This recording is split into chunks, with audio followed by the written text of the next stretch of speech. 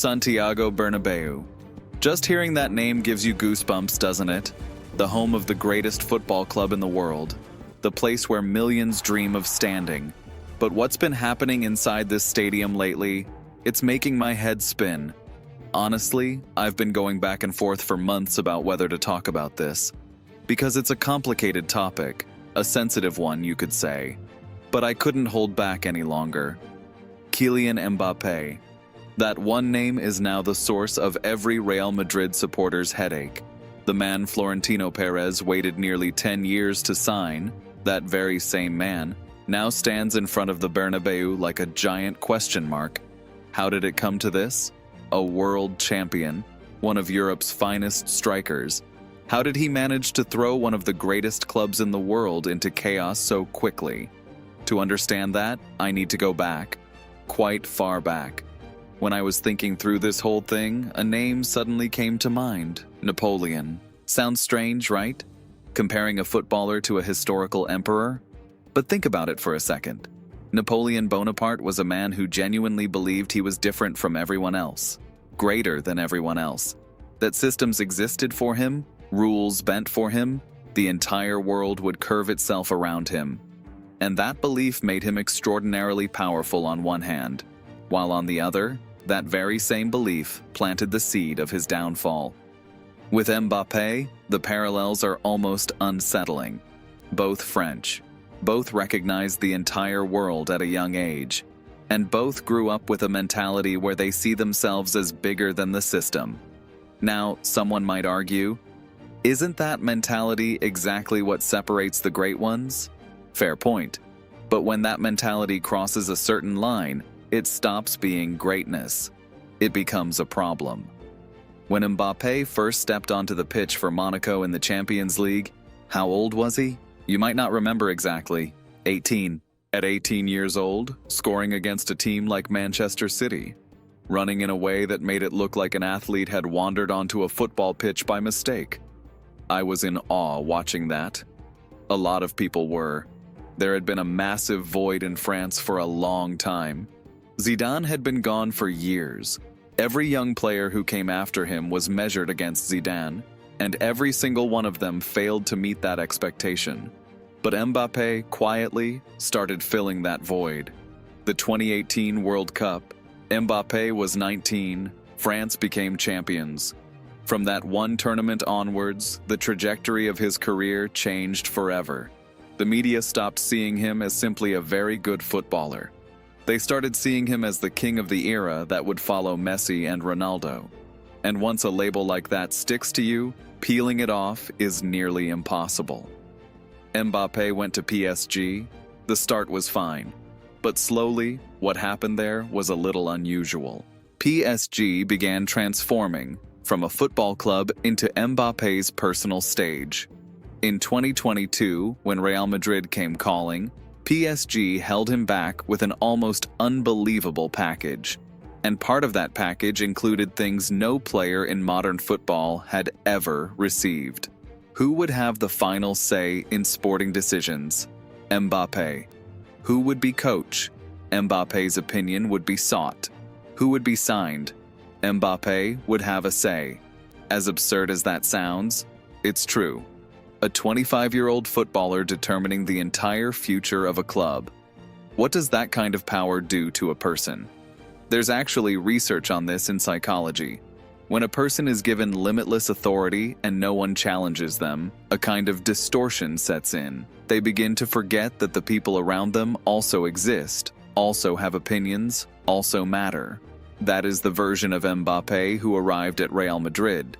It needs to be said, Real Madrid is not PSG. PSG is an ambitious club trying to buy its way into history. Real Madrid is history. Every player who arrives here must understand that the club is bigger than them. Ronaldo understood it. Zidane understood it. Ronaldo Nazario understood it. But Mbappé?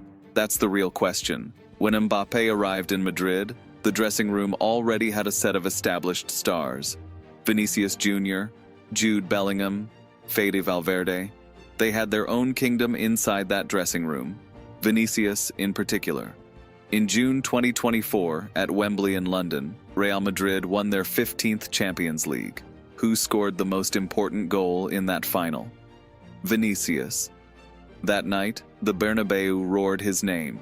He was Madrid's undisputed king. Just a few months later, Mbappé arrived. And this is where the tactical problem started, which, in my view, is the most important part of this entire story. Where does Vinicius love to play? The left. Taking the ball on the left, beating defenders, cutting inside to shoot or to play someone through, that's his game. Where does Mbappé play best? Exactly the same position, the left. Both cut in from the left on their stronger foot. Both are uncomfortable playing with their backs to goal. Carlo Ancelotti saw the problem, and he found a solution.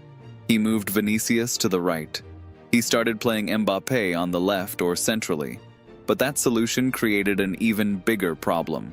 Playing a left winger on the right means taking him out of his natural habitat. It's a bit like this. Imagine you're left-handed and you've written with your left hand your entire life. Someone suddenly tells you, use your right hand now. You'll manage maybe, but it'll never be what your left hand was. That's exactly what happened to Vinicius. Look at his numbers from November 2024 onwards in La Liga. Goals practically dried up. The player who used to create danger every time he touched the ball suddenly looked lost, directionless. And Mbappé wasn't functioning as a proper central striker either, because at his core, he's a rapid winger who drops deep, collects the ball, and finishes on the run. That style works when there's space on the flanks. But when Vinicius is also occupying the left, that space disappears. So the two of them end up getting in each other's way. The statistics show that when these two play together, only 6% of Madrid's goals involved them directly combining with each other. 6%. Two of the best attackers in the world in the same team, and almost no combination play between them. And the most alarming stat to come out of all this?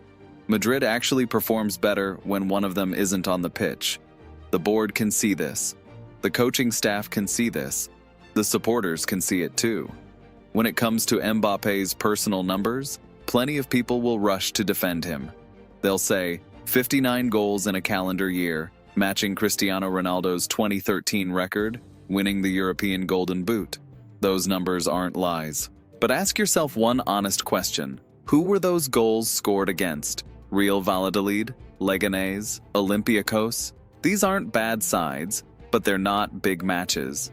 When the Champions League knockouts came around, when Europe's strongest defenses lined up in front of him, what then?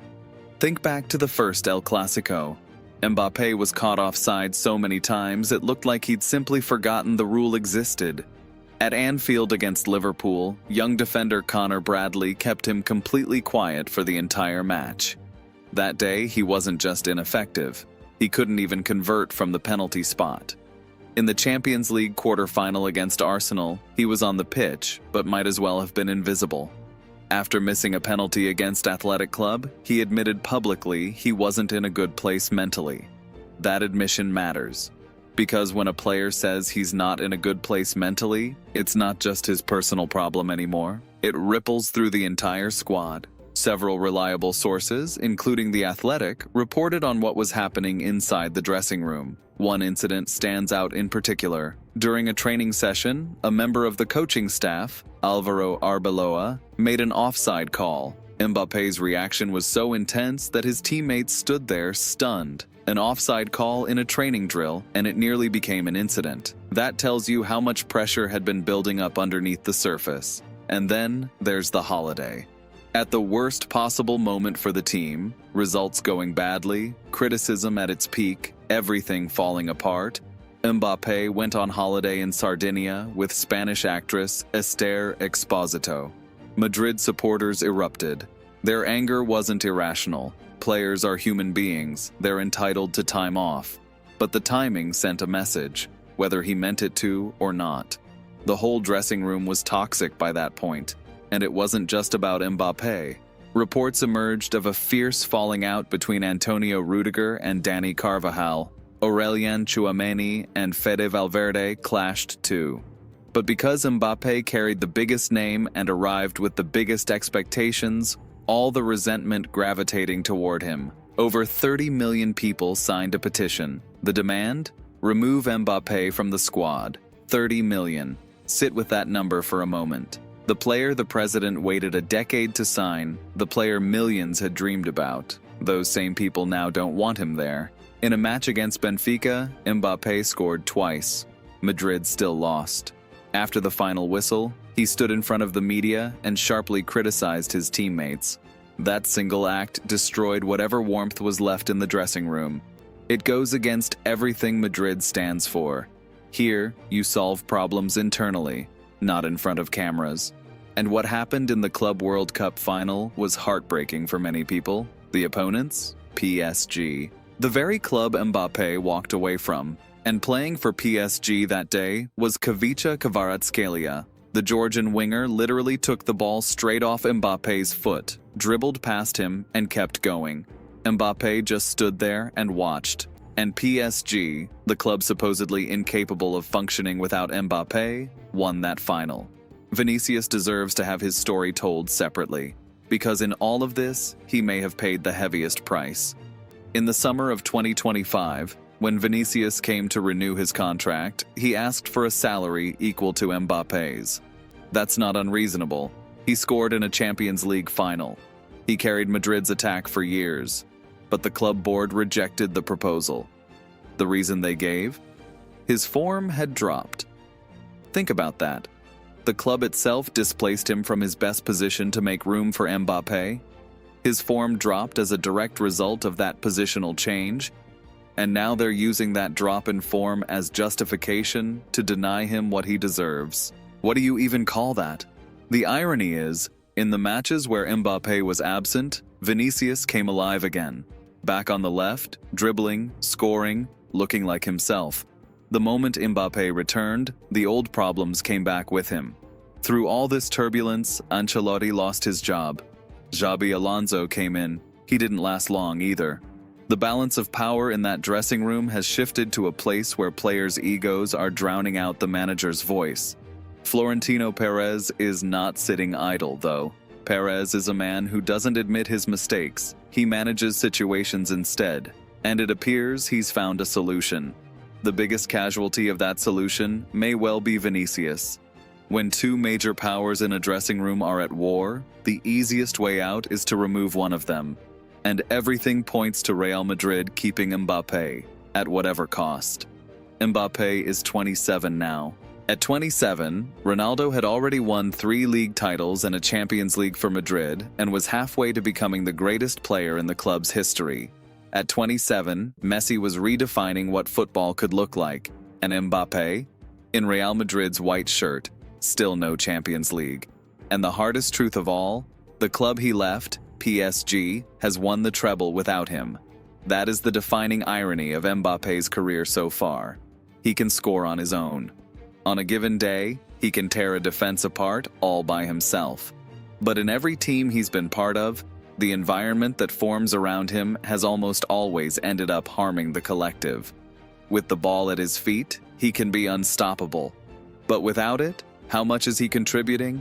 Is he creating space? Is he pressing? Is he keeping his teammates alive and active? We know how Napoleon's story ended. Defeat at Waterloo, exile on the island of St. Helena, that vast empire, broken into pieces. Is Mbappe's story heading in the same direction? Or will he stop, look at himself honestly, change course, and truly feel the weight of what it means to wear that Real Madrid white? 2 roads stand open in front of him. One road is to put the ego aside, even slightly, to blend into the team, to understand that at Madrid, scoring goals isn't enough. You have to become a Madrid man, walk that road, and perhaps the lost glory returns. And perhaps his own legacy finally takes a complete shape. The other road is to carry on exactly as he has been. Goals will come, statistics will pile up, the name will stay in the headlines. But in the end, he'll be remembered as the Golden Boot winner whose career had no great trophies to match. The man who left PSG and watched PSG become champions. The man who arrived at Real Madrid and watched Real Madrid forget how to win. Football is ruthless. It keeps the numbers, but legacy is built differently. Messi and Ronaldo didn't just score goals. They pulled their teams, lifted their teammates, made everyone around them better. Mbappé hasn't reached that place yet. Whether he gets there, time will tell. But right now, this chapter of Real Madrid's story is becoming one of the most fascinating and complicated tales in football history. A world-class talent, a historic club, two elite players fighting over the same space, a dressing room in turmoil, managers being cycled through, and 30 million supporters signing a petition to remove the very player they once dreamed of. Where this story ends, nobody knows. But what do you think? Can Mbappé turn this around? Or does this journey end in disappointment for him? Let me know in the comments, especially those of you who think deeply about football tactics.